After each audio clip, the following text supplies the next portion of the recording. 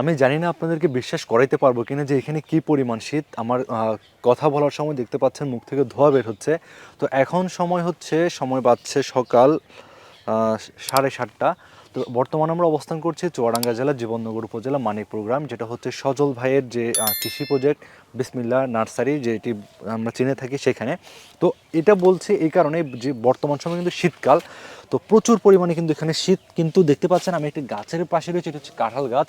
আমরা কিন্তু এর আগে কিন্তু এই কাঁঠালের জাত সম্পর্কে আপনাদেরকে দেখিয়েছিলাম। তো এখন দেখতে পাচ্ছেন, এই যে দেখুন, এখানে কিন্তু অনেক ধরনের সাইজের কাঁঠাল ধরে আছে। শুধুমাত্র নিচে নয়, উপরে যদি দেখাই, যে দেখতে পাচ্ছেন এখানে বিভিন্ন সাইজের কিন্তু কাঁঠাল ধরে আছে। এই কাঁঠালগুলো কিন্তু এখন পাকছে, এখান থেকে কিন্তু কাঁঠাল পাকছে, মানে খাওয়ার উপযুক্ত হচ্ছে। যে দেখতে পাচ্ছেন এখান থেকে কিন্তু পাকা কাঁঠাল সংগ্রহ করা হয়েছিল, দেখতে পাচ্ছেন এখান থেকে সংগ্রহ করা হয়েছে।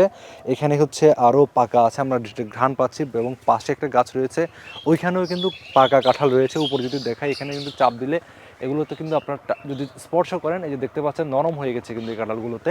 তো এই যে জাতটি, এই জাত সম্পর্কে কিন্তু আমরা আগেও প্রতিবেদন দিয়েছিলাম, এবং আজকেও আমরা নতুন আরেকটি প্রতিবেদন ধারণ করব আপনাদেরকে এই কাঁঠালের জাত সম্পর্কে ধারণা দেওয়ার জন্য। আপনারা যারা এই ধরনের লাভজনক ফসলগুলো চাষ করতে চান বা এই ধরনের ফল ফসলগুলো চাষাবাদ করতে চান, তাদের জন্য আশা করছি প্রতিবেদনটি অনেক উপকার আসবে।